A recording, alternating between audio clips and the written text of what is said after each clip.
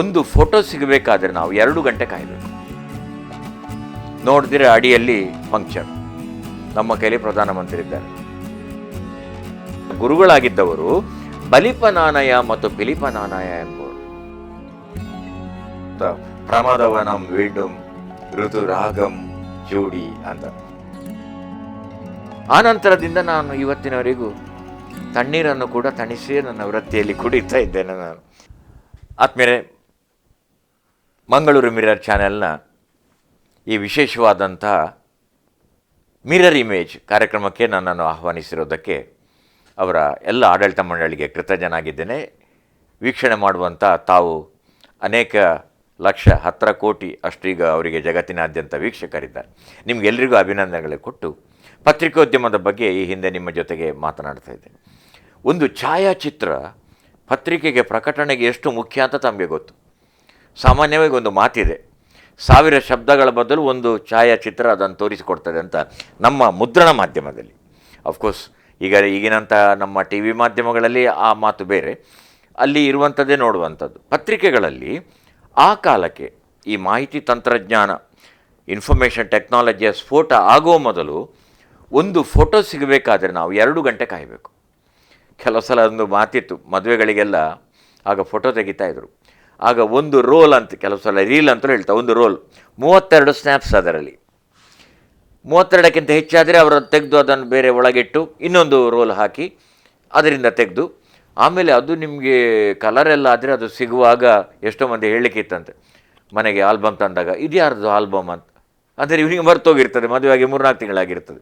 ಅಂದರೆ ಆ ಥರದಲ್ಲಿ ಇರ್ತಿತ್ತು. ನಮ್ಮಲ್ಲಿ ಹಾಗೆಲ್ಲ ಅವರು ಬ್ಲ್ಯಾಕ್ ಆ್ಯಂಡ್ ವೈಟ್. ಈಗ ಉದಾಹರಣೆ ನಾನು ನಿಮಗೆ ಹೇಳ್ತೇನೆ. ಪ್ರಧಾನಮಂತ್ರಿ ಮಂಗಳೂರಿಗೆ ಬಂದರು. ಕೂಡಲೇ ನಮ್ಮ ಆಗ ಯಜ್ಞರು, ಈಗ ಅವರು ಭಾಳ ಪ್ರಸಿದ್ಧರು, ಈಗಲೂ ಕೂಡ ಈಸ್ ಲೆಜೆಂಡರಿ ಅಂತ ನನ್ನ ಸ್ನೇಹಿತರಿಗೆ ಹೇಳಿದರು. ಅಂಥ ಛಾಯಾಗ್ರಹಣ ಅವ್ರದ್ದು. ಅವ್ರೇನು ಮಾಡ್ತಾರೆ, ಒಂದು ಛಾಯಾಚಿತ್ರ ತಗೊಳ್ತಾರೆ, ಒಂದು 2-3 ತಗೊಳ್ತಾರೆ. ತಗೊಂಡು ಅವರು ಇನ್ನು ಸಭೆಯವರೆಗೆ ಕಾಯೋದಿಲ್ಲ ಅವರು, ಯಾಕಂದರೆ ಪತ್ರಿಕೆಗೆ ಕೊಡಬೇಕಲ್ಲ. ನೋಡಿ, ಮಂಗಳೂರಿನಿಂದ ಮಣಿಪಾಲಕ್ಕೆ ಛಾಯಾಚಿತ್ರ ತಲುಪಿಸಲು 2 ಗಂಟೆ ಬೇಕು. 2 ತಾಸು ಕನಿಷ್ಠ ಕಾರಲ್ಲಿ ಹೋಗುವಾಗ ಬೇಕಾಗ್ತದೆ. ಹಾಗೆ ಅವರೇನು ಮಾಡ್ತಾರೆ, ಅವರ ಸ್ಟುಡಿಯೋಕ್ಕೆ ಹೋಗ್ತಾರೆ. ಹೋಗಿ ಆ ರೋಲ್ ಕಟ್ ಮಾಡ್ತಾರೆ. ಕಟ್ ಮಾಡಿ ಆ 2-3 ತಾನು ತೆಗೆದಂತಹ ಪ್ರಧಾನಮಂತ್ರಿಗಳ ಫೋಟೋವನ್ನಷ್ಟೇ ಅವರು ಡೆವಲಪ್ ಮಾಡೋದು ಅಂತ ಹೇಳ್ತಾರೆ. ಅದಕ್ಕೆ ಸಿಲ್ವರ್ ನೈಟೆಡ್ ದ್ರಾವಣ. ಫೋಟೋಗ್ರಫಿ ಅಂದರೆ ಅರ್ಥ ಏನು ಗೊತ್ತಾ? ಫೋಟೋ ಅಂದರೆ ಬೆಳಕು, ಬೆಳಕಿನ ಗ್ರಹಣ. ಗ್ರಫಿ ಅಂದರೆ ಗ್ರಹಣ, ಫೋಟೋಗ್ರಫಿ ಅಂದರೆ ಬೆಳಕಿನ ಗ್ರಹಣ. ನಮ್ಮ ಛಾಯಾಚಿತ್ರಗಳಿಂದ ನಥಿಂಗ್ ಬಟ್ ದ ಗ್ರಹಣ ಬೆಳಕು.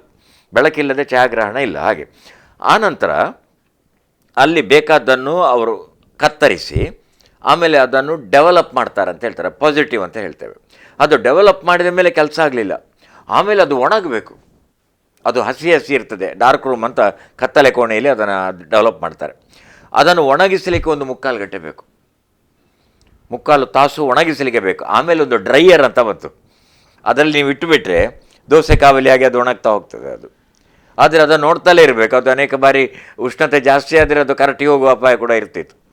ಹೀಗೆ ಆದ ಫೋಟೋವನ್ನು ನಾವು ಮಣಿಪಾಲಕ್ಕೆ ಮಂಗಳೂರಿಗೆ ಆಗಿನ ಪ್ರಧಾನಮಂತ್ರಿ PV ನರಸಿಂಹರಾವ್ ಅವರು ಬಂದರು. 1991ರ ಘಟನೆ ಇದು.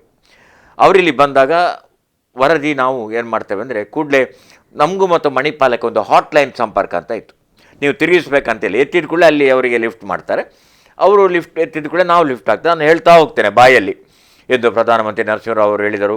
ನಮ್ಮ ಮಂಗಳೂರು ಭಾಳ ಪ್ರಮುಖವಾದಂಥ ಪ್ರದೇಶ, ಇಲ್ಲಿ ಬಂದರು ಇದೆ, ವಿಮಾನ ನಿಲ್ದಾಣ ಇದೆ, 4 ವಿಧದ ಸಂಪರ್ಕ ಇದೆ, ಮುಂದೆ ಇಲ್ಲಿಗೆ 100 ಕೋಟಿ ರೂಪಾಯಿ ವೆಚ್ಚದಲ್ಲಿ ಅದನ್ನೆಂದು ಹೇಳಿದರು. ಇವರು ಹಾಗೆಲ್ಲ ಹೇಳ್ತಾ ಹೋಗ್ತೇನೆ. ಇಷ್ಟು ಹೊತ್ತಿಗೆ ಅವರು ಫೋಟೋ ಡೆವಲಪ್ ಮಾಡ್ತಾರೆ. ಈ ನಾನು ವರದಿಯನ್ನು ಒಪ್ಪಿಸುವಂಥ ಹೊತ್ತಿಗೆ ಮಣಿಪಾಲಕ್ಕೆ ಅಲ್ಲಿ ಫೋಟೋ ಸಿದ್ಧ ಆಗ್ತದೆ, ಅವ್ರು ತಗೊಂಡು ಬರ್ತಾರೆ. ಆ ದಿವಸ 6 ಗಂಟೆಗೆ ಕಾರ್ಯಕ್ರಮ ಮುಗ್ದದ್ದು 7:15. 7:45ರ ವೇಳೆಗೆ, ಅಂದರೆ ಮುಕ್ಕಾಲು ಅಂತ ಪದಪ್ರಯೋಗ ಸರಿಯಲ್ಲ, 7:45ರ ವೇಳೆಗೆ ಅವ್ರು ಫೋಟೋ ತಂದು ಕೊಟ್ಟರು. ನಾವೀಗ ಮಣಿಪಾಲಕ್ಕೆ ತಲುಪಿಸಬೇಕು. ನಾನು ನಮ್ಮ ಎಂದಿನ ಟ್ಯಾಕ್ಸಿ ಅವರಿಗೆ ಒಂದೇ ಒಂದು ಟ್ಯಾಕ್ಸಿ ಇಲ್ಲ. ಬಸ್ಸು ಹೇಗಿಲ್ಲ, ಪ್ರಧಾನಮಂತ್ರಿ ಬರುವಾಗ ಬಸ್ಸುಗಳೆಲ್ಲ ಒಂದು ಪಕ್ಷದ ಕಾರ್ಯಕರ್ತರಿಗೆ, ಇಲ್ಲದಿದ್ದರೆ ಭದ್ರತಾ ಕಾರಣಕ್ಕಾಗಿ ಒಳಗೆ ಬರ್ತಾ ಇಲ್ಲ. ಒಂದೇ ಒಂದು ಟ್ಯಾಕ್ಸಿ ಲಭ್ಯ ಇಲ್ಲ. ಎಲ್ಲವೂ ಕೂಡ ಈ ಕಾರ್ಯಕರ್ತರು, ಪ್ರಧಾನಿ ಬರುವುದಲ್ಲ, ಅವರವರ ಪಕ್ಷದವರೆಲ್ಲ ಅದಕ್ಕೆ ಟ್ಯಾಕ್ಸಿ ಬುಕ್ ಮಾಡಿದ್ದಾರೆ. ಟ್ಯಾಕ್ಸಿ ಇಲ್ಲ. ಈ ನಡುವೆ ಏನು ಮಾಡೋಣ, ಮಂಗಳೂರು ಅವರದ್ದು ಆಗ ಹೊಸ ಕಾರು ಮಾರುತಿ ಓಮ್ನಿ. ನಾವು ಅವ್ರ ಜೊತೆಗೆ ಅವ್ರು ಹೇಳಿದರು ಬರ್ತೇನೆ ನಾವು ಹೋಗೋಣ ಅಂತ ಹೇಳಿದರು. ಹೋಗೋಣ ಅಂದರೆ ಆ ಟ್ರಾಫಿಕ್ನಲ್ಲಿ ನಡುವೆ ಹೇಗೆ ಒಂದು 10 ಮೀಟರ್ ನಮ್ಮ ಕಾರು ಮುಂದೆ ಹೋಗ್ತಾ ಇಲ್ಲ, ಎದುರಲ್ಲಿ ಆ ರೀತಿಯ ವಾಹನಗಳು. ಕೊನೆಗೆ ಮುಲ್ಕಿಗೆ ಹೋಗುವಂಥ ಒಂದು ವಾಹನಗಳ ಹಿಂದೆ ನಾವು ಹೋಗ್ತಾ, ಮುಲ್ಕಿಯಿಂದ ಸ್ವಲ್ಪ ಹಿಂದೆ ಅಲ್ಲಿ ಒಂದು ಕಾರ್ಮಿಕರಲ್ಲಿರುವಂಥ ಒಂದು ಪ್ರದೇಶ ಇದೆ. ಮುಲ್ಕಿಗೆ ಹತ್ತಿರ ಹೋಗ್ತಾ ಇರುವಾಗ ಲಿಂಗಪ್ಪಯ್ಯ ಕಾಡು, ಅಲ್ಲಿಗೆ ಬರುವಾಗ ಇವರ ಮಾರುತಿ ವಾಹನದ ಬೆಲ್ಟ್ ಕಟ ಕಟ ಕಟ ಅಂತ ಹೇಳಿತು, ಅಲ್ಲಿ ಕಟ್ ಆಯಿತು. ನೋಡಿದ್ರೆ ಅಡಿಯಲ್ಲಿ ಪಂಕ್ಚರ್. ನಮ್ಮ ಕೈಲಿ ಪ್ರಧಾನಮಂತ್ರಿ ಇದ್ದಾರೆ, ನಾಳೆ ಉದಯವಾಣಿಯಲ್ಲಿ ಫ್ರಂಟ್ ಪೇಜ್ ಬರಬೇಕು, ಬರೋದೇ ಇದ್ದರೆ ಪತ್ರಿಕೆಗೆ ಅವಮಾನ. ಆಗ ಬೇರೆ ಕಡೆಯಿಂದ ಫೋಟೋ ಬರುವಾಗಿಲ್ಲ. ಈಗೆಲ್ಲ ಆದರೆ ಡೆಲ್ಲಿಯಿಂದ, ಮೀಡಿಯಾದಿಂದ, ಬೇರೆ ಬೇರೆ ನ್ಯೂಸ್ ನೆಟ್ವರ್ಕ್ ಎಲ್ಲ ಕಡೆಯಿಂದ ರಾಶಿ ಬರ್ತದೆ. ಆಗಿನ ಕಾಲದಲ್ಲಿ ಹಾಗೆ ಅಲ್ಲಲ್ಲ, ಪ್ರಧಾನಮಂತ್ರಿಗಳ ಫೋಟೋ ನಾಳೆ ಬರದಿದ್ದರೆ ನನ್ನ ಉದ್ಯೋಗ ಓದಿತು, ಅಂದರೆ ಓದಿತ್ತು ಅಂತಲ್ಲ, ಅಷ್ಟು ಅಪಾಯಕಾರಿ ಅಂತ. ಅಷ್ಟರ ವೇಳೆಗೆ ಮುಲ್ಕಿಗೆ ಹೋಗುವ ಸಬ್ ಇನ್ಸ್ಪೆಕ್ಟರ್ ಜೀಪ್ ಬಂತು. ಅದರಲ್ಲಿ ಒಬ್ಬರು ಕಾನ್ಸ್ಟೇಬಲ್, ಮನೋರಣ್ಣ ಏನಿಲ್ಲಿ ನೋಡಿದರೆ ನನ್ನ ಬೈಲೂರಿನ ಬಾಲಕೃಷ್ಣ ಹೆಗಡೆ ಎಂಬ ಕಾನ್ಸ್ಟೇಬಲ್. ಎಸ್ ಐ ಅವ್ರು ಹೇಳಿದ್ರು, ಸರ್ ನಮ್ಮವರು. ಇವ್ರು ಬನ್ನಿ ನಾವು ಮುಲ್ಕಿಯವರಿಗೆ ಬಿಡಿ ಸರ್ ಅಂತೆ. ಮುಲ್ಕಿಗೆ ಬಿಟ್ಟರು. ನಾವು ಯೋಚನೆ ಮಾಡಿದೆವು, ಮುಲ್ಕಿಯ MLA ಸೋಮಪ್ಪ ಸುವರ್ಣರಾಗ, ಕಾಂಗ್ರೆಸ್ MLA, ಅವರ ಕಚೇರಿಗೆ ನಾವು ಹೋದೆವು. ಯಾಕಂದರೆ ಅವರದ್ದೇ ಪಕ್ಷ ಅಲ್ಲ, ಅವರದ್ದು ಫೋಟೋ ಇದೆ ಅದರಲ್ಲಿ. ಸೋಮಪ್ಪ ಸುವರ್ಣರು ಹೇಳಿದ್ರು, ನನ್ನ ಕಾರ್ ಇವತ್ತು ಪಕ್ಷಕ್ಕೆ ಹೋಗಿದೆ, ನನಗೀಗ ಡ್ರೈವಿಂಗ್ ಎಲ್ಲ ಮುಂಬೈಯಿಂದ ಒಬ್ಬ ಬಂದಿದ್ದಾನೆ, ಅವನಿಗೆ ರೂಟ್ ಹೇಳಬೇಕು ನೀವು, ನನ್ನ ಟ್ಯಾಕ್ಸಿ ಇದೆ ಕೊಂಡೋಗಿ ಅಂತ. ಮುಂಬೈಯ ಟ್ಯಾಕ್ಸಿ ವಾಲನಿಗೆ ನಮಗೆ ಗೊತ್ತಿದ್ದ ಹಿಂದಿಯಲ್ಲಿ, ನಮ್ಮ ಹಿಂದಿಯಲ್ಲಿ ಅವರು ವಿವರಿಸಬಾರ್ದು ಪುಣ್ಯ ಆಯ್ತಲ್ಲ. ನಾವು ಅಲ್ಲಿವರೆಗೆ ಮುಂದೆ ಹೋದೆವು. ಮುಂದೆ ಹೋದಾಗ ಕಾಪು ಸಮೀಪದಲ್ಲಿ ಅವನ ಫ್ಯಾನ್ ಬೆಲ್ಟ್ ಕಟಾರ್ ಅಂತ. ಗಂಟೆ 10 ಆಗಿದೆ, ಮಣಿಪಾಲಕ್ಕೆ ಹೇಳಬೇಕು. ಆಗಿನ ಕಾಲದಲ್ಲಿ ಮೊಬೈಲ್ ಇಲ್ಲ, ಮೊಬೈಲ್ ಹೇಳಬಾರ್ದು, ಸೆಲ್ ಫೋನ್ ಇಲ್ಲ. ಆಮೇಲೆ STD ಇಲ್ಲ, ಏನು ಮಾಡೋಣ ಹೇಳಿ, ಅಲ್ಲಿ ಕಾಯ್ತಾ ಇದ್ದಾರೆ, ಫ್ರಂಟ್ ಪೇಜಿ ಜಾಗ ಇಟ್ಟು ಕಾಯ್ತಾ ಇದ್ದಾರೆ. ನಮ್ಮ ಕೈಲಿ ಫೋಟೋ ಇದೆ, ಏನು ಮಾಡೋಣ? ಅಷ್ಟೊತ್ತಿಗೆ ಉಡುಪಿಗೆ ಹೋಗುವ ಮುಂಬೈ ಬಸ್ ಬಂತು. ಹೀಗೆ ನಿಲ್ಲಿಸಿದರು. ನಾನು ಯೋಚನೆ ಮಾಡಿದ್ದು ನನ್ನ ಗುರ್ತ ಸಿಕ್ಕಿತ್ತು ಅವನಿಗೆ, ನನ್ನ ತಲೆ ನಾನು ದೊಡ್ಡ ಹೀರೋ ಅಂತ ಇತ್ತು ನೋಡಿ. ಹಾಗೆ ನನ್ನ ನೋಡಿ ನಿಲ್ಲಿಸಿದರೆ ಅವ ಒಂದು ಇಲ್ಲಿಂದ ಅಲ್ಲಿಗೆ 20 ರೂಪೀಸ್ ಆಗ್ತದೆ ಹೇಳಿ ನಿಲ್ಲಿಸಿದರು ಅವರು. ಹೇಗಾದರೂ ಸರಿ ನಮ್ಮನ್ನು ಉಡುಪಿಗೆ ಬಿಟ್ಟರು. ಉಡುಪಿಯಿಂದ ಅಲ್ಲಿಯ ಹೋಟೆಲ್ನಿಂದ ಮಣಿಪಾಲಕ್ಕೆ ಫೋನ್ ಮಾಡಿಸಿದೆವು, ನಾವು ಬರ್ತಾ ಇದ್ದೇವೆ ಅಂತ. ಆಟೋದಲ್ಲಿ ಕೂತು ನಾವು MGM ಕಾಲೇಜು ಬಳಿಗೆ ಬರುವಾಗ 11ರ ಸಮಯ, ಅಲ್ಲಿ ಪೆಟ್ರೋಲ್ ಖಾಲಿ ಆಟೋ ರಿಕ್ಷಾದ್ದು. MGM ಕಾಲೇಜ್ ಎದುರು ಅನಾಥ. ಅಷ್ಟೊತ್ತಿಗೆ ಅಲ್ಲಿ ಎದುರು ಮನೆಯವ್ರ ಥರ ಹೋದೆವು. ಹೀಗೆ ಅವರು ನಾವು ಮಣಿಪಾಲದಲ್ಲಿ ಅಲ್ಲೇ ಇರಿ, ಜೀಪ್ ಕಳಿಸ್ತೇವೆ ಅಂತ ಹೇಳಿದರು. ಹೀಗೆ ನರಸಿಂಹರಾಯರ ಜೊತೆ ಮಣಿಪಾಲ ಪುರಪ್ರವೇಶ ನಾವು ಮಾಡುವಾಗ 11:45. ಮರುದಿನ ಮುಖಪಟ್ಟದಲ್ಲಿ ಹೇಗೂ ಬಂತು. ಆದರೆ ಯೋಚನೆ ಮಾಡಿ, ಅಂಥ ಅನೇಕ ಸಂದರ್ಭಗಳು ನಾವು ಎದುರಿಸಿದ್ದೇವೆ. ಇಂಥದ್ದು ತುಂಬ ಉದಾಹರಣೆಗಳಿದ್ದೇವೆ. ಆನಂತರ ನಮ್ಮೂರು ಬಗ್ಗೆ ಉದಯವಾಣಿಯಲ್ಲಿ ನಾನು 12 ವರ್ಷ ಈ ಕಾಲಂ ಬರೆದೆ. ಈ ನಮ್ಮೂರು ಅನ್ನುವಂಥದ್ದು, ಈ ಕರಾವಳಿ ಅನ್ನುವಂಥದ್ದು ಏಕೆ ಪರಶುರಾಮ ಸೃಷ್ಟಿ ಎಂಬ ಹೆಸರು, ಅಲ್ಲಿಂದ ನಾನು ಆರಂಭ ಮಾಡಿದೆ. ಪ್ರತಿ ವಾರ ಒಂದು 4ನೇ ಒಂದು ಭಾಗದಷ್ಟು ಲೇಖನ, 1 ಅಥವಾ 2 ಛಾಯಾಗ್ರಹಣ, ಮುಂದಿನ ವಾರಕ್ಕೆ ಕುತೂಹಲಕಾರಿಯಾಗಿ ಮುಂದಿನ ವಾರಕ್ಕೆ ಅಂತ ಅದನ್ನು ಹೇಳ್ತಾ 12 ವರ್ಷ ನಾನು ಆ ಲೇಖನ ಮಾಲಿಕೆ ಬರೆದೆ. ಕನ್ನಡದಲ್ಲಿ ಅದು ಕೂಡ ಏಕೈಕವಾಗಿ ಅಷ್ಟು ವರ್ಷ ನಡೆದ ಒಂದು ಕಾಲಮ್ ಅಂತ ಅದಕ್ಕೊಂದು ಪ್ರತೀತಿ ಇದೆ. ಮುಂದೆ ಅದು ಸೇರ್ಪಡೆ ಆಗ್ತಾ ಹೋಯಿತು. ಉಳ್ಳಾಲ ರಾಣಿ ಅಬ್ಬಕ್ಕನ ಬಗ್ಗೆ ಬರೆದೆ. ಆಮೇಲೆ ನಾವು ಕೋಟಿ ಚೆನ್ನೈರಿಗೆ ಕುರಿತಾದಂಥ ನಾವು ಅವರ ಸ್ಥಳಕ್ಕೆ ಹೋದೆವು. ಎಲ್ಲ ಕಡೆ ಅದು ಅವರ ಎಣ್ಮೂರಿನಿಂದಾಗಲಿ ಅಥವಾ ಅವರ ತಾಯಿಯ ಗೆಜ್ಜೆಗಿರಿ ಪ್ರದೇಶಗಳಿಂದಾಗಲಿ, ಅವರ ಸಹೋದರಿ ಸುಳ್ಯದ ಹತ್ರ ಇರುವಲ್ಲಿಗಾಗಲಿ. ಆನಂತರ ಕೋಟಿ ಚೆನ್ನೈಯರು ಶಿಕ್ಷಣವನ್ನು ಪಡೆದದ್ದು ನಮ್ಮ ಕಟಪಾಡಿಯ ಆಗ ಈ ಗರಡಿ ಅಂದರೆ ಸಾಮು ಮಾಡುವಂಥ ಮನೆಗಳು. ಅಲ್ಲಿ ಕೋಟಿ ಚೆನ್ನೈಯರ ಗುರುಗಳಾಗಿದ್ದವರು ಬಲಿಪ ನಾನಯ್ಯ ಮತ್ತು ಫಿಲಿಪ ನಾನಯ್ಯ ಎಂಬವರು. ಅಲ್ಲಿ ಇವತ್ತು ಕೂಡ ಅವರು ಈಜಾಡಿದ ಕೆರೆ ಇದೆ, ಇತ್ತೆಗೆ ಜೀರ್ಣೋದ್ಧಾರ ಮಾಡಿದರು. ಅವರೆಲ್ಲ ಇರ್ತಕ್ಕಂಥ ಆಶ್ರಯ ಪಡೆದಂಥ ಸ್ಥಳ ಇದೆ. ಅಂಥದ್ದನ್ನೆಲ್ಲ ನಾನು ಬರಿತಾ ಹೋದ ಹಾಗೆ ನಾನು ಆಮೇಲೆ ತುಳುನಾಡ ಸೇರಿ ಬರೆದೆ. ಈ ಗರಡಿ ಅಂತ ಇದೆ ಅಲ್ಲ, ಕೋಟಿ ಅವರ ಬಲ್ಲಾಳರು ಅವರನ್ನು ಮೋಸದಿಂದ ಅವರನ್ನು ನಿರ್ವಾಣದ ಸಂದರ್ಭಕ್ಕೆ ಬಂದಾಗ ಅವರು ಹೇಳ್ತಾರೆ, ಅವರ ಮಡಿಲಲ್ಲಿ ತಲೆ ಇಟ್ಟು, ಬಲ್ಲಾಳ್ರೆ ಆದದ್ದು ಆಗಿ ಹೋಯಿತು, ಆದರೆ ನಿಮ್ಮಲ್ಲಿ ಒಂದು ನನ್ನ ಕೋರಿಕೆ ಇದೆ. ಆಗ ಬಲ್ಲಾಳರು ಕೇಳ್ತಾರೆ, ನಂದು ತಪ್ಪಾಯಿತು ಮಗು, ನಿನ್ನನ್ನು ಸಾಕಿದ ನಾನೇ ಹೀಗೆ ಮಾಡಿದ್ದು, ಹಿಂಬದಿಂದ ನಿಂತು ನಿನ್ನನ್ನು ನಾನು ನಿರ್ವಾಣ ಮಾಡುವಂಥ ಸನ್ನಿವೇಶಕ್ಕೆ ತಂದೆ, ಏನು ನೀನು ಹೇಳು ಅಂತ ಕೈ ಮುಗಿತಾರೆ. ಆಗ ಕೋಟಿ ಅವರು ಹೇಳ್ತಾರೆ, ಬೇರೇನು ಬೇಡ, ನಮ್ಮ ಗುರುಗಳು ನಮಗೆ ಕಲಿಸಿದ್ದು ಗರೋಡಿಯಲ್ಲಿ, ಆ ಹೆಸರು ಶಾಶ್ವತ ಆಗುವಾಗೆ ನೀವು ಮಾಡಬೇಕು. ಅಂದಿನಿಂದ ಆಗಿನ ಕಾಲದ ಸಾಮು ಗರುಡಿಗಳೆಲ್ಲ ಈಗಿನ ನಾವು ದೇವರನ್ನು ಅಂದರೆ ಈ ಬ್ರಹ್ಮನ ಬೈದರ್ಕಳ ಸಹಿತ ಈ ಕೋಟಿ ಚೆನ್ನಯರನ್ನು ನಾಗಬ್ರಹ್ಮ ದೇವರ ಸಹಿತ ಆರಾಧನೆ ಮಾಡುವಂಥ ದೇವಸ್ಥಾನಗಳ ಸ್ವರೂಪಕ್ಕೆ ಅದು ಬದಲಾವಣೆ ಆಯಿತು. ಇವತ್ತು ನಾವು ಕೈ ಮುಗಿದು ಪ್ರಾರ್ಥನೆ ಮಾಡ್ತೇವೆ, ಪೂಜೆ ಸಲ್ಲಿಸ್ತೇವೆ. ಇದು ಈ ಥರ ಬದಲಾವಣೆ ಆಯಿತು. ಅಂತಹ ಕಾರ್ಣಿಕ ಪುರುಷರು ಎಲ್ಲೆಲ್ಲಿ ಇದ್ದರು ಅದೆಲ್ಲ ಬುದ್ಧಿಯಂತನ ಕೊಲೆಯಾದ ಸ್ಥಳವನ್ನು ಕೂಡ ನಾವು ನೋಡಿದ್ದೆವು, ಅದನ್ನು ಲೇಖನದಲ್ಲಿ ಬರೆದಿದ್ದೆವು. ಅಷ್ಟು ಮಾತ್ರ ಆಮೇಲೆ ತುಳುನಾಡ ಸಿರಿಗೆ ಬಂದೆವು. ತುಳುನಾಡ ಸಿರಿಯಲ್ಲಿ ಸಾಕಷ್ಟು ಪ್ರದೇಶಗಳ ವೈವಿಧ್ಯ ಇತ್ತು, ಅದನ್ನು ಆದಷ್ಟು ನಾವು ವ್ಯವಸ್ಥೆ ಮಾಡಿಕೊಂಡೆವು. ಆನಂತರ ಅಗೋಳಿ ಮಂಜಣ್ಣ, ಅಯ್ಯೋ ಮಕ್ಕಳೆಲ್ಲ ಓದಿ ಹೇಳೋದಂತೆ, ಮಕ್ಕಳೆಲ್ಲ ಮಾಮ ಪಲ್ಲೆ ಇಂಚಿನ ಸರಿ ಅಂತೆಲ್ಲ ಮನೆಯಲ್ಲಿ ಕೇಳೋದಂತೆ. ಅಗೋಳಿ ಮಂಜಣ್ಣನ ವ್ರತ ಅಂತ ಇವತ್ತಿಗೂ ಅಗೋಳಿ ಮಂಜಣ್ಣನ ಎಲ್ಲ ದೃಷ್ಟಾಂತ ಇದೆ. ನಾನು ನಿಮ್ಮ ತಂಡಕ್ಕೆ ಒಂದು ಫೋಟೋಗ್ರಾಫ್ ಕೊಡ್ತೇನೆ. ಅವರದ್ದು ಚೇಳರ ಪದವಿನಲ್ಲಿ ಅವರಿದ್ದ ಮನೆಯ ಕೋಣೆಯಲ್ಲಿ ಅವರು ಸಾಕಿದ್ದ ಕಂಬಳದ ಜೋಡಿಯ ಹಣೆಪಟ್ಟಿ ಮತ್ತು ಅವರು ಬಳಸ್ತಿದ್ದಂಥ ಒಂದು ಕಡಿಯುವ ಕಲ್ಲು ಎಲ್ಲ ಇದೆ. ಆ ಚಿತ್ರ ನಿಮಗೆ ನಾನು ತೋರಿಸಿ, ನನ್ನ ಹತ್ರ ಇದೆ, ನಾನು ಅಲ್ಲಿ ಹೋಗ್ತಾ ಇರೋನು. ಹೀಗೆ ಇದು ಒಂದು ಜನರಲ್ಲಿ ಹೊಸ ಕಲ್ಪನೆ ಮೂಡಿತು. ಉಳ್ಳಾಲ ರಾಣಿ ಹಬ್ಬಕ್ಕಂದ್ರೆ ಎಲ್ಲರೂ ಮೈಸೂರಿನ ಮಹಾರಾಣಿಯಾಗಿ ದೊಡ್ಡ ಅರಮನೆ ಜಗಮಗಿಸುವ ದೀಪ ಅಂತೆಲ್ಲ ಯೋಚನೆ ಮಾಡಿದರು. ಅಲ್ಲ, ಅದು ಆ ಊರಿನ ಅಂದರೆ ಉಳ್ಳಾಲದಲ್ಲಿ 9 ಕೆರೆಯ ಸಮೀಪ ಅತ್ಯಂತ ದೊಡ್ಡ ವಿಸ್ತಾರವಾದ, ಅದು ಒಂದು ಮನೆ ಅಂತಲ್ಲ, ಗುತ್ತಿನ ಮನೆ ಅಂತ ಕರಿತೇವಲ್ಲ, ಆ ಥರದ ಒಂದು ಅರಮನೆಯ ಸ್ವರೂಪ. ಮತ್ತು ಆಕೆಯೇ ಸ್ವತಃ ದುಡಿತಾ ಇದ್ದವರು. ಇದು ಜನರಿಗೆಲ್ಲ ಆಶ್ಚರ್ಯ ಆಯಿತು. ಆ ಚಿತ್ರಗಳನ್ನು ಕೊಟ್ಟೆವು. ಅಲ್ಲಿ ಅರಮನೆ ಉಳಿದಿಲ್ಲ ಇವತ್ತು. 9 ಕೆರೆಯಲ್ಲಿ ಅವರ ಅರಮನೆ ಬಿಡಿ, 9 ಕೆರೆಗಳೂ ಇಲ್ಲ ಇವತ್ತು, ಅಂಥ ಒಂದು ಸನ್ನಿವೇಶ. ಈ ಥರ ಮತ್ತು ಅವರೊಂದು ಜಲದ್ರೋಣಿಯನ್ನು ಅಲ್ಲಿಯ ಅವರ ಆರಾಧ್ಯ ದೈವ ಸೋಮನಾಥ ದೇವಸ್ಥಾನಕ್ಕೆ ಕೊಟ್ಟಿದ್ದರು. ಅಲ್ಲಿ ನಮಗೆ ಆ ಚಿತ್ರ ತಗೊಳ್ಳಿಕ್ಕೆ ಬಿಟ್ಟರು. ಅದನ್ನು ನಾವು ಕೊಟ್ಟೆವು. ಹಬ್ಬಕ್ಕೆ ದೇವಿ ಅರ್ಪಣೆ ಮಾಡಿದಂಥ ಬೆಳ್ಳಿಯ ಜಲದ್ರೋಣಿ ಅಂದರೆ ಈಶ್ವರಲಿಂಗದ ಮೇಲೆ ಆ ಧಾರಾಪಾತ್ರೆ ಅಂತ ಹೇಳ್ತಾರೆ, ನೀರು ಬೀಳ್ತಾ ಇತ್ತು. ಅಂಥ ಚಿತ್ರಣಗಳು, ಇದು ಒಂದು ಸೆನ್ಸೇಷನ್, ಜನ ಕಾಯುವ ಹಾಗೆ ಆಯಿತು. ನಾನು ಈಗಲೂ ಪುತ್ತೂರು, ಸುಳ್ಯ, ಬೆಳ್ತಂಗಡಿ ಕಡೆ ಹೋದರೆ ಕೆಲವು ಮನೆಗಳಲ್ಲಿ ಹೇಳ್ತಾರೆ, ಇರ್ನ ಪೂರ ಅಟ್ಟಿಂಡು ಮೂಲು ನಮ್ಮೂರು. ನನಗೆ ಅದರಷ್ಟು ರೋಮಾಂಚನ ವೃತ್ತಿ ಜೀವನದಲ್ಲಿ ನೀವು ಬೇರೆ ಏನನ್ನೂ ಪಡೀಲಿಕ್ಕೆ ಸಾಧ್ಯ ಇಲ್ಲ. ಅದರಲ್ಲಿ ನಿಮಗೆ ಯಾವುದೇ ಕೋಟಿಗಟ್ಟಲೆ ನಗದು ಬಹುಮಾನವೋ ರಾಶಿಗಟ್ಟಲೆ ಪ್ರಶಸ್ತಿಗೂ ಮೀರಿದ ಅಭಿಮಾನ, ಪ್ರೀತಿ ಅವರ ಆ ಮಾತುಗಳಲ್ಲಿ ನಮಗಿದು. ಒಬ್ಬ ಬರಹಗಾರ ಸ್ವಲ್ಪ ಪ್ರಯತ್ನ ಪಟ್ಟರೆ ಹೇಗೆ ಜನಮಾನಸದ ಒಳಗೆ ಸೇರಿಕೊಳ್ಬೋದು ಅಂತ ಒಂದು ಭಾಗ್ಯ, ನಾನು ಅದನ್ನು ನನ್ನ ಸಾಧನೆ ಅಂತ ಎಂದೂ ಹೇಳ್ಕೊಂಡಿಲ್ಲ, ನನ್ನ ಭಾಗ್ಯ ಅಂತ ನಾನು ಪರಿಗಣನೆ ಮಾಡ್ತೇನೆ. ಇವತ್ತು ಇಷ್ಟೆಲ್ಲ ಸಾಧಕರು, ಇಷ್ಟೆಲ್ಲ ಸೆಲೆಬ್ರಿಟೀಸ್ ಇರುವಾಗ ನನ್ನನ್ನು ಆಯ್ಕೆ ಮಾಡಿದೆ ನಿಮ್ಮ ತಂಡ. ಇದು ನನಗೆ ನನ್ನ ಈ ಹಂತದಲ್ಲಿ ನನಗೆ ತುಂಬ ಶಕ್ತಿವರ್ಧಕ, ನನ್ನ ಕಾರ್ಯಗಳಿಗೆ ವೇಗವರ್ಧಕ, ನನ್ನ ಎಲ್ಲ ಕೆಲಸಗಳಿಗೆ ಮನೋಶಕ್ತಿ ವರ್ಧಕ ಅಂತ ಕೂಡ ಭಾಳ ಪ್ರೀತಿಯಿಂದ ಹೇಳಲಿಕ್ಕೆ ಬಯಸ್ತೇನೆ. ಹಾಗಾಗಿ ಈ ರೀತಿಯ ಬರಹಗಳು. ನಂತರ ನನ್ನ ಬಹಳ ಆರಾಧ್ಯದ ಥರ ನನಗೆ ಜೇಸುದಾಸ್ ಅವರು, ಅವರ ಹಾಡು ದಿನಕ್ಕೊಂದಾದರೂ ನನಗೊಂದು ಹಾಡು ಕೇಳಲೇಬೇಕು. ಈಗ ತಾನೇ ಒಂದು ಅವ್ರದ್ದು ಹಾಡು ಕೇಳಿದೆ, ಎಂಥ ಒಂದು ಅದ್ಭುತ. ಪ್ರಮದವನಂ ವೀಂಡುಂ ಋತು ರಾಗಂ ಚೂಡಿ ಅಂತ. ಆ ಒಣ ಮರ ಕೂಡ ಇವತ್ತು ಋತು ರಾಗದಲ್ಲಿ ಅರಳಿದೆ ಅಂತ, ಅದು ಹಿಸ್ ಹೈನೆಸ್ ಅಬ್ದುಲ್ಲದ ಹಾಡು. ಅಂದರೆ ಅವರನ್ನು ಭೇಟಿಯಾಗುವ ಒಂದು ಸಂದರ್ಭ ನನಗೆ ಸಿಕ್ತು. ಆಗ ನನಗೆ ನಮಗೆ ಸಂತೋಷ್ ಕುಮಾರ್ ಗುಲ್ವಾಡಿಯವರು, ತರಂಗದ ಸಂಪಾದಕ, ಅವರು ಹೇಳಿದರು, ನಮಗೆ ಕವರ್ ಸ್ಟೋರಿ ಬೇಕು, ಈ ಪ್ರದೇಶದಲ್ಲಿ ತುಂಬ ಮಂದಿ ಜೇಸುದಾಸ್ ಅವರ ಅಭಿಮಾನಿಗಳಿದ್ದಾರೆ. ಆಗ ನನಗೆ ಒಂದು ಮನೆಯಲ್ಲಿ, ಅವರು ನಿಂತ ಮನೆಯಲ್ಲಿ ಅವರು ಹೇಳಿದಂತೆ ಬರಲಿಲ್ಲ ಟೀಮ್ ಕಮ್ಮ ಅಂತ. ನಾನು ಮತ್ತು ಯಜ್ಞ ಅವರಲ್ಲಿಗೆ ಹೋದೆವು.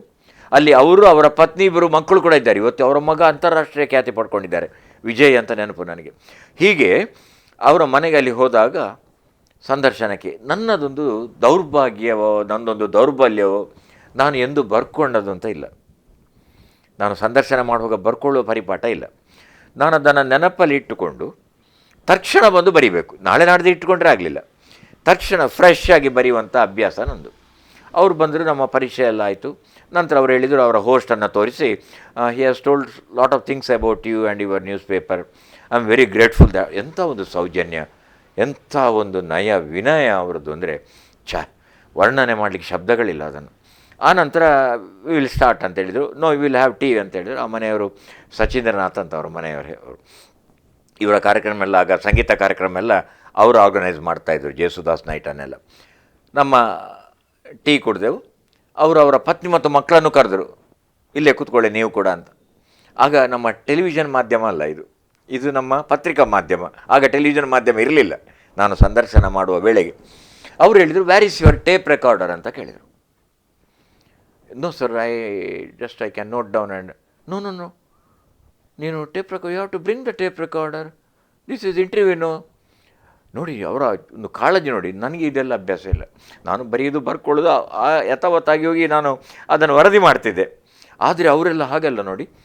ಕೊನೆಗೆ ಇವರಲ್ಲಿ ಕೇಳಿದರು ಹೋಸ್ಟ್ ಹತ್ರ, do you have any tape? No, I can arrange ಅಂತ ಹೇಳಿದರು. ಅವ್ರು ಎಲ್ಲ ಯಾವುದೋ ಮನೆಗೆ ಹೋದರು, ಪುಟ್ಟ ಟೇಪ್ ರೆಕಾರ್ಡರ್ ಬಂತು. ಅದನ್ನೊಮ್ಮೆ ಅವರು ಟೆಸ್ಟ್ ಮಾಡಿಸಿದರು. ಮಾಡಿಸಿ ಸಂದರ್ಶನ 1.5 ತಾಸುಗಳ ಕಾಲ. ಅವರ ಮದುವೆ ಹೇಗಾಯಿತು, ಅದೊಂಥರ ನಮ್ಮ ಸಿನಿಮಾದ ಹಾಗೆ ಅವರ ಮದುವೆ. ಈ ದೇವರಗುಡಿ ಅಂತ ಕನ್ನಡದಲ್ಲಿ ಬಂದಿದೆ. ಅವರು ಹಾಡ್ತಾ ಇರುವಾಗ ಆ ಕಾಲೇಜಿನಲ್ಲಿ ಆ ಹುಡುಗಿಯನ್ನು ನೋಡಿ ಅವರಿಗೆ ಪ್ರಣಯ ಆಗ್ತದೆ. ಇಲ್ಲಿ ಕೂಡ ಅದೇ ರೀತಿ ಆಯ್ತಂತ. ಅದನ್ನೆಲ್ಲ ಹೇಳಿದರು. ಕೊನೆಗೆ ಅವರ ನೋವನ್ನು ಹಂಚಿಕೊಂಡ್ರು. ಅವ್ರು ಹೇಳಿದ್ದು, ನೀನು ಬರೀಬೇಕಂತ ಇಲ್ಲ, ಒಂದು ಪುಟ್ಟ ನೋವು ನನಗೆ ಇದೆ. ನನಗೆ ಒಂದಲ್ಲ ಒಂದು ದಿನ ನನಗೆ ಗುರುವಾಯೂರಿನ ಶ್ರೀಕೃಷ್ಣನ ಸನ್ನಿಧಿಯಲ್ಲಿ ನನಗೊಂದು ಹಾಡಬೇಕು ಎಂಬ ಹಂಬಲ ನನಗೆ ಇವತ್ತು ಕೂಡ ನನಗೆ ಇದೆ ಅಂತ ಒಂದು ಭಾಳ ಬೇಸರ. ಒಂದು ಒಳ್ಳೆಯ ಹಾಡಿದೆ, ನನ್ನ ಉಚ್ಚಾರ ಸರಿ ಇಲ್ಲ. ಗುರುವಾಯೂರ ನಂಬಲ ನುಡೆಯಿಲ್ಲೂರು ನಾಪೋಕು ಗೋಪಕುಮಾರಂ ನ್ಯಾ ಕಾಣು. ನನ್ನ ಉಚ್ಚಾರ ಸರಿ ಇಲ್ಲ. ಒಂದಲ್ಲ ಒಂದು ದಿನ ಗುರುವಾಯೂರಿನ ಗೋಪಕುಮಾರನ ಸನ್ನಿಧಿಗೆ ಹೋಗ್ತೇನೆ, ಆ ಶ್ರೀಕೃಷ್ಣನ ಸನ್ನಿಧಿಯಲ್ಲಿ ನಾನು ನಿಲ್ತೇನೆ. ಆ ಹಾಡು ಅದು ಕಣ್ಣನೀರು ಬರಬೇಕು ಹಾಡು. ಇದು ನನ್ನ ವೃತ್ತಿ ಜೀವನದ ಒಂದು ಅನನ್ಯವಾದಂಥ ಅನುಭವ. ಆನಂತರ ನನ್ನ ಮೆಚ್ಚಿನ ಮಾತುಗಾರ ವಾಗ್ಮಿ ನನಗೆ ಅಟಲ್ ಬಿಹಾರಿ ವಾಜಪೇಯಿಜಿಯವರು. ನಾನೊಂದು 20 ಬಾರಿ ಭೇಟಿಯಾಗಿದ್ದೇನೆ ಅವರನ್ನು. ಒಂದು ಬಾರಿ ನನಗೆ ಅವರು ಭಾಳ ಆಪ್ತ ಸಂದರ್ಶನ ಕೊಟ್ಟರು. ಅವರು ಪ್ರಧಾನಿಯಾಗಿದ್ದಾಗಲೂ ಕೂಡ ನನಗೆ ಆಗ ಪ್ರೋಟೋಕಾಲ್ ಇತ್ತು, ನನ್ನಲ್ಲಿ ಮಾತಾಡಿದರು. ಅವ್ರಿಗೆ ಯಾಕಂದರೆ ಕನ್ನಡ ನಮ್ಮ ಪತ್ರಿಕೆ ಟೈಟ್ಲ್ ಗೊತ್ತಿತ್ತು. ಬೆಂಗಳೂರಿನಲ್ಲಿ ಅವರು ತುರ್ತು ಪರಿಸ್ಥಿತಿಯಲ್ಲಿ ಸೆರೆಮನೆಯಲ್ಲಿದ್ದಾಗ ಅಲ್ಲಿ ಪತ್ರಿಕೆ ಉದಾಹರಣೆ ಬರ್ತಾ ಇತ್ತಂತೆ. I can read your title ಅಂತ ಯಾವಾಗಲೂ ಹೇಳಲಿಕ್ಕಿತ್ತು. ಅವರು ಅಡ್ವಾಣಿಯವರೆಲ್ಲ ಒಟ್ಟಿಗಿದ್ರು. ಈ ಥರ ಒಬ್ಬೊಬ್ಬರ ಸೆಲೆಬ್ರಿಟಿಗಳು, ನೀವು ಇಂಥ ಸೆಲೆಬ್ರಿಟಿಗಳು, ನೀವು ಮಾತಾ ಅಮೃತಾನಂದ ಮಯ್ಯವರನ್ನು ನಾನು 8 ಬಾರಿ ಭೇಟಿಯಾಗಿದ್ದೇನೆ. 5 ಬಾರಿ ಅವರ ಕಾರ್ಯಕ್ರಮ ನಿರೂಪಣೆ ಮಾಡಿದ್ದೇನೆ. ಆಮೇಲೆ ಅಬ್ದುಲ್ ಕಲಾಂ ಸರ್ ಅವರು ಪ್ರೋಟೋಕಾಲ್ ಬಿಟ್ಟು ನನ್ನನ್ನು ಹತ್ತಿರ ಕರೆದು ಧರ್ಮಸ್ಥಳದಲ್ಲಿ, anyway I can't give any interview, somebody told that you are a good writer journalist ಅಂತ ವೀರೇಂದ್ರ ಹೆಗ್ಡೆಯವರ ಸಮ್ಮುಖದಲ್ಲಿ ಅವರು ಹೇಳಿದರು. ಇದೆಲ್ಲ ರೋಮಾಂಚನಗೊಳ್ಳುವಂಥ ಸನ್ನಿವೇಶ. ಒಬ್ಬೊಬ್ಬರ ಸಂದರ್ಶನ ಕೂಡ ಒಂದೊಂದು ಅಣಿಮುತ್ತು. ಸಚಿನ್ ತೆಂಡೂಲ್ಕರ್ ಮಗುವಿನಾಗೆ ಅವರು ಮಾತಾಡೋದು. ನನಗೆ ಮಂಗಳೂರಿನ ಆಗಿನ ಮಂಜಾರು, ಈಗಿನ ಹೋಟೆಲ್ ಗೇಟ್ವೇ ತಾಜನರು, ಅಲ್ಲಿ ನನ್ನ ಜೊತೆಗೆ 3/4 ತಾಸು ಮಾತಾಡಿದರು. ಅದು ಪುನಃ ತಪ್ಪು, 45 ನಿಮಿಷಗಳ ಕಾಲ ಅವರು ಮಾತಾಡಿದರು. ಇಂಥ ಎಲ್ಲ ನೀವು ಯಾರನ್ನು ಕೇಳಿ ನಮ್ಮ ದೇಶದ ಸಿನಿಮಾ ನಟರು, ದೇಶದ ರಾಜಕಾರಣಿಗಳು, ದೇಶದ ಕ್ರೀಡಾಪಟುಗಳು, ದೇಶದ ಸಾಮಾಜಿಕ ಕಾರ್ಯಕರ್ತರು, ಧಾರ್ಮಿಕ ಎಲ್ಲರ ಸಂದರ್ಶನದ ಭಾಗ್ಯ ದೇವರು ನನಗೆ ಕೊಟ್ಟರು. ನನ್ನ 36 ವರ್ಷಗಳ ವೃತ್ತಿ ಜೀವನದಲ್ಲಿ ನನ್ನ ವರದಿಯ ಮೇಲೆ ಯಾವುದೇ ಮಾನನಷ್ಟ ಮೊಕದ್ದಮೆ ದಾಖಲಾಗಲಿಲ್ಲ. Not even a single defamation case. ಅಷ್ಟು ಮಾತ್ರವಲ್ಲ, ನನ್ನ ಒಂದು 4,000 to 5,000 ವಿಶೇಷ ವರದಿಗಳಿಗೆ ಈವರೆಗೆ ಒಂದೇ ಒಂದು ಸ್ಪಷ್ಟೀಕರಣ ಕೂಡ ಬರಲಿಲ್ಲ. ಉದಯವಾಣಿಯಲ್ಲಿ ಆ ದಾಖಲೆ ಇದೆ. ಇದೆಲ್ಲ ಹೇಗೆ ಸಾಧ್ಯ ಆಯಿತು? ನಮ್ಮ ತಂದೆ ತಾಯಿ, ನಮ್ಮ ಗುರು ಹಿರಿಯರು, ನಮ್ಮ ಸ್ನೇಹಿತರು, ನಮ್ಮ ಮಾಧ್ಯಮದವರು ಕೊಟ್ಟಂಥ ಒಂದು ಬೆಂಬಲ, ಅವರು ಕೊಟ್ಟಂಥ ಪ್ರೀತಿಯಿಂದ ಇದು ಸಾಧ್ಯ ಆಯಿತು. ಇವತ್ತೀಗ ಸೇರಿದವರ ಮೇಲೆ 4-5 ಮಾನನಷ್ಟ ಮೊಕದ್ದಮೆ ಇದೆ. ಅಂದರೆ ನಾನು ಏನು ಟೀಕೆ ಮಾಡಿ ಬರೀಲಿಲ್ಲ ಅಂತಂದರೆ ಅರ್ಥ ಅಲ್ಲ. ಟೀಕಾಕಾರರಲ್ಲಿ ನಾನು ಅಗ್ರಸ್ಥಾನದಲ್ಲಿದ್ದೆ ಮೊದಲು. ನನ್ನ ಮೊದಲ ವರದಿಯೇ ನನಗೆ ಪಾಠ ಕಲಿಸ್ತು. ಈಗ ನನಗೆ ನಿಮ್ಮ ಗೆಳೆಯರು ಕೇಳಿದರು ರೆಕಾರ್ಡಿಂಗ್ ಮಾಡುವಾಗ, ನಿಮ್ಮ ಮೊದಲ ಅನುಭವ ಏನಂತ. ಮಂಗಳೂರಿಗೆ ನನ್ನನ್ನು ಕಳಿಸಿದರು ಅಂದೆಲ್ಲ. ನಾನು 1984 ಏಪ್ರಿಲ್ನಲ್ಲಿ ಮಂಗಳೂರಿಗೆ ಬಂದೆ. ಮಂಗಳೂರಿಗೆ ಬಂದಾಗ ನನಗೆ ಮೋಹನ್ ದಾಸ್ ಅವರು ಹೇಳಿದರು, ಸತೀಶ್ ಅವರು ಜೊತೆಗಿದ್ದಾಗ, ಆಗ ಎನ್ ಗುರುರಾಜ್ ಅವರು ನಮ್ಮ ಸುದ್ದಿ ಸಂಪಾದಕರಾಗಿದ್ದರು, ನನಗೆ ಸಾಕಷ್ಟು ವಿಶೇಷ ವರದಿ ಬೇಕು, ಜನರ ಸಮಸ್ಯೆಗಳು ಬೇಕು, ಜನರ ಸಮಸ್ಯೆಗೆ ಪರಿಹಾರ ಆದ ಬಗೆ ಕೂಡ ನನಗೆ ಬೇಕು ಅಂತ ಅವರು ಹೇಳಿದರು. ಆಗ ನಾನು ಮಂಗಳೂರಿನಲ್ಲಿ ಕಚೇರಿಯಲ್ಲಿ ಕೂತಾಗ ಎಲ್ಲರೂ ಬಂದರೆ ಹೇಳಿದರು, ಜ್ಯೋತಿ ಸರ್ಕಲ್ ಅನ್ನೋ, ಅದಕ್ಕೆ ಆಗ ಜ್ಯೋತಿ ಸರ್ಕಲ್ ಅನ್ನೋದು ನಿಜವಾಗಿ ಅದು ಡಾಕ್ಟರ್ BR ಅಂಬೇಡ್ಕರ್ ವೃತ್ತ. ಅಲ್ಲಿ ಅಗ್ದು ಹಾಕಿ 2 ತಿಂಗಳಾಗಿದೆ. ವಾಹನ ಹೋಗ್ಲಿಕ್ಕೆ ಸಾಧ್ಯ ಇಲ್ಲ, ಆಚೀಚೆ ಬರಲಿಕ್ಕಾಗೋದಿಲ್ಲ. ಒಂದು ಕಡೆ ಅಲ್ಲಿಯ ಹೋಟೆಲ್ಗಳು, ವಾಣಿಜ್ಯ ಸಂಕೀರ್ಣಗಳು, ಚಲನಚಿತ್ರ ಮಂದಿರ, ಜನತೆ ಪ್ರಾಣ ಸಂಕಟ ಪಡ್ತಾರಂತ ಎಲ್ಲ ದೂರಿದರು. ನನಗೆ ಹೌದು ಅಂತ ಖಂಡಿತು ನಾನು ನಮ್ಮ ಯಜ್ಞರಲ್ಲಿ ಹೇಳಿದೆ. ಅವರೊಂದು ಮೇಲಿನಿಂದ ಆ್ಯಂಗಲ್ನಿಂದ ಒಂದು ಫೋಟೋಗ್ರಾಫ್, ಟ್ರಾಫಿಕ್ ಜಾಮ್ ಇದ್ದು ಫೋಟೋಗ್ರಾಫ್ ತಂದರು. ಮರುದಿನ ಪತ್ರಿಕೆಯಲ್ಲಿ ಕೊನೆಯ ಪುಟದಲ್ಲಿ ವರದಿ ಬಂತು, ಜಾಮ್ ಆಗಿರುವ ಜ್ಯೋತಿ ಸರ್ಕಲ್ ವೃತ್ತ, ಇನ್ನೂ ಎಚ್ಚರವಾಗದ ಅಧಿಕಾರಿಗಳು ಅಂತ ಬರೆದು ಬಿಟ್ಟೆ. ಮರುದಿನ ಬೆಳಗಿಂದೆಲ್ಲ ನನಗೆ ಸಾಕಷ್ಟು, ಆಗೆಲ್ಲ ಫೋನ್ ಲ್ಯಾಂಡ್ಲೈನ್, ಈಗಿನ ಥರ ಅಲ್ಲ. ಎಲ್ಲರೂ ನಾವು ಎಷ್ಟೋ ಮಾರ್ರೆ ಅಲ್ಲಿ ಗಂಟೆಗಟ್ಟಲೆ ಹೋಗಿದೆ, ನಮ್ಮದು ಒಳ್ಳೆ ಮಾಡಿ ಬರೆದಿರಿ, ಉದಾಹರಣೆ ಸೇರಿದ್ರಂತಲ್ಲ, ಹೀಗೆಲ್ಲ. 11 ಗಂಟೆಗೆ ನಮ್ಮ ಕಚೇರಿಗೆ ಇಬ್ಬರು ಬಂದರು. ನೋಡುವಾಗ ಒಂದು ಸರ್ಕಾರಿ ಅಧಿಕಾರಿಗಳಾಗಿ ಕಂಡಿದ್ರು. ನನ್ನ ಹೆಸರು ಕೇಳಿದರು, ಬೈಲೈನ್ ಐಟಮ್ ಅದು. ಬಂದರು, ಕೂತ್ಕೊಟ್ರು. ಸರ್ ನೀವು ಹೌದು, ಇವತ್ತು ತಮ್ಮದೊಂದು ವರದಿ ಬಂದಿತ್ತು ಸರ್, ಚೆನ್ನಾಗಿತ್ತು. ತಾವೆಲ್ಲಿಂದ? ನಾವು ಇಬ್ಬರು PWD, ಇವರು ಅಸಿಸ್ಟೆಂಟ್ ಇಂಜಿನಿಯರ್, ಇದು ಅವರ ಪಿ ಅಂತ ಹೇಳಿದರು. ನನಗೊಂದು ಮಾತು ಹೇಳಿದರು, ಸರ್ ಇದು ವಿಷಯ ಏನು ಅಂದರೆ ಆ ಸರ್ಕಲ್ ಈಗ ಕಾಂಕ್ರೀಟೀಕರಣ ಆಗ್ತಾಯಿದೆ. ಕಾಂಕ್ರೀಟೀಕರಣ ಆದಾಗ 3 ತಿಂಗಳು ಕ್ಯೂರಿಂಗ್ ಪ್ರೋಸೆಸ್ ಅಂತ ಇದೆ. ನಾವು ಒಮ್ಮೆ ಕಾಂಕ್ರೀಟೀಕರಣ ಆದರೆ 3 ತಿಂಗಳು ಮುಟ್ಲಿಕ್ಕಿಲ್ಲ, ಅದು ಸಂಪೂರ್ಣ ಒಣಗಬೇಕು. ಈಗ 2 ತಿಂಗಳು 1 ವಾರ ಆಗಿದೆ, ಇನ್ನು 3 ವಾರ ಇದೆ ಸರ್, ನಾವು ಮುಟ್ಟೋ ಹಾಗಿಲ್ಲ ಅಂದರು. ಏನು ಅನ್ನಿಸ್ಬೇಕು ನಿಮಗೆ ಹೇಳಿ?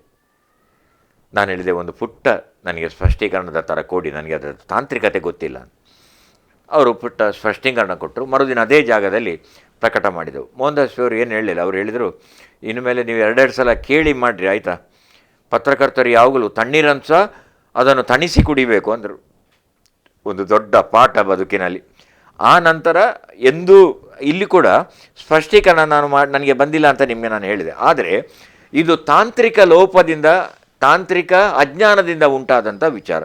ಅಲ್ಲಿ ಸ್ಪಷ್ಟೀಕರಣದ ಬದಲು ಅವರ ಹೇಳಿಕೆಯ ರೂಪದಲ್ಲಿ ಅದು ಬಂತು.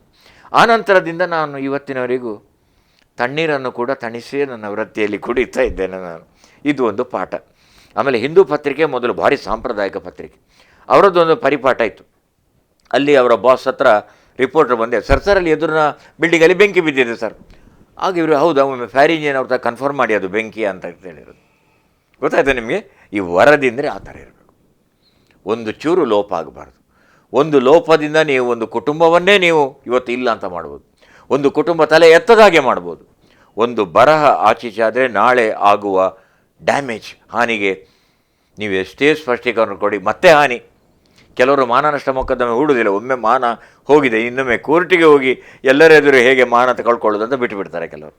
ಇದು ನಮ್ಮ ವ್ಯವಸ್ಥೆ ನಡ್ಕೊಳ್ಳುವಂಥ ವಿಧಾನ. ಆದ್ದರಿಂದ ಈ ಮಾಧ್ಯಮ ಇದೆಯಲ್ಲ, ಇದು ಬಹಳ ವಿಚಿತ್ರವಾದ, ವಿಶಿಷ್ಟವಾದ, ಮಹತ್ವದ ಮತ್ತು ಜನಮಾನಸದ ನಡುವೆ ಜನಮಾನಸವನ್ನು ಬೆಸೆಯುವ, ಜನಮಾನಸಕ್ಕೆ ತಲೆನೋವು ಉಂಟು ಮಾಡುವ, ಜನಮಾನಸದ ತಲೆನೋವನ್ನು ನಿವಾರಿಸುವ ಶಕ್ತಿಯುಳ್ಳಂಥ ಪ್ರಬಲವಾದಂಥ ಮಾಧ್ಯಮ ಇದು. ಪತ್ರಿಕೋದ್ಯಮ ಆಗಿರ್ಬೋದು, ಈಗಿನ ಟೆಲಿವಿಷನ್ ಉದ್ಯಮ ಆಗಿರ್ಬೋದು. ಇನ್ನೊಂದು, ನಾನು ಮುಂದಿನ ಹಂತಕ್ಕೆ ಬರುವ ಮೊದಲು ಒಂದು ಮಾತು ಹೇಳಿಬಿಡ್ತೇನೆ. ಬಹುತೇಕ ಮಂದಿ ನಮ್ಮ ಖಾಸಗಿ ವಾಹಿನಿಗಳಿದ್ದಾವಲ್ಲ, ಉದಾಹರಣೆಗೆ ಅದು TV9 ಇರ್ಬೋದು, ಸುವರ್ಣ ಇರ್ಬೋದು, ವಿಸ್ತಾರ ಇರ್ಬೋದು, ಅದಕ್ಕೆ ದೂರದರ್ಶನ ಅಂತ ಹೇಳುವಾಗಿಲ್ಲ. ಅವುಗಳೆಲ್ಲ ಕೇಬಲ್ TV ವಾಹಿನಿಗಳು ಅಥವಾ ಉಪಗ್ರಹ ವಾಹಿನಿಗಳು. ದೂರದರ್ಶನ ಅಂತ ನಾವು ಹೇಳುವಂಥದ್ದು ಭಾರತೀಯ ಸರಕಾರದ, ಕೇಂದ್ರ ಸರ್ಕಾರದ ಟೆಲಿವಿಷನ್ಗೆ ಮಾತ್ರ ದೂರದರ್ಶನ ಅಂತ ಹೇಳೋದು. ಉಳಿದ ಎಲ್ಲ FM ಇಲ್ಲಿ ಕೆಲಸ ಮಾಡಿದವರು ಇದ್ದಾರೆ. FM ಆಕಾಶವಾಣಿ ಅಲ್ಲ, FM ರೇಡಿಯೋ ಅಷ್ಟೇ. ಆಕಾಶವಾಣಿ ಅನ್ನುವಂಥದ್ದು ನಮ್ಮ ದೇಶದ ಬಾನುಲಿಯ ಕಾಪಿರೈಟ್. ಇದನ್ನು ನಮ್ಮ ಪತ್ರಕರ್ತರು ಅನೇಕ ಬಾರಿ ತಿಳ್ಕೊಂಡ್ರೆ ಭಾಳ ವಸ್ತುನಿಷ್ಠವಾಗಿರ್ತದೆ ಅಂತ ಹೇಳಿ, ಒಂದು ಮುಂಜಾನೆ ನಮಗೊಂದು ಸುದ್ದಿ ಬಂತು. ದೂರದ ಸಕಲೇಶಪುರದ ಸಮೀಪ ಎಲ್ಲೋ ಭಾರತ ಸೇನೆಯ ಗಡಿ ರಕ್ಷಣಾ ತಳದ ಹೊಸ ಹೆಲಿಕಾಪ್ಟರ್ ಕಾಣೆಯಾಗಿದೆ. ಅದರಲ್ಲಿ 2 ಪೈಲಟ್ಗಳಿದ್ದರು. ಹೊಸ ಹೆಲಿಕಾಪ್ಟರ್, ಯಾರಿಗೂ ಅದನ್ನು ಶೋಧ ಮಾಡಲಿಕ್ಕೆ ಸಾಧ್ಯ ಇಲ್ಲ. ರಾಡಾರ್ ಸಂಪರ್ಕ ಕಳೆದುಕೊಂಡಿದೆ. ನಾವು ನೋಡ್ತಾ ಇದ್ದ ಹಾಗೆ ಒಂದು ಸುದ್ದಿ ಬರಲಿಕ್ಕೆ ಆರಂಭವಾಯಿತು. ಅದರ ಅವಶೇಷ ಸಕಲೇಶಪುರದ ಬಳಿ ಪತ್ತೆಯಾಗಿದೆ. ನಾವು ಹೊರಟಿದ್ದೇವೆ, ಮತ್ತೆ ತಿಳಿಸ್ತೇನೆ.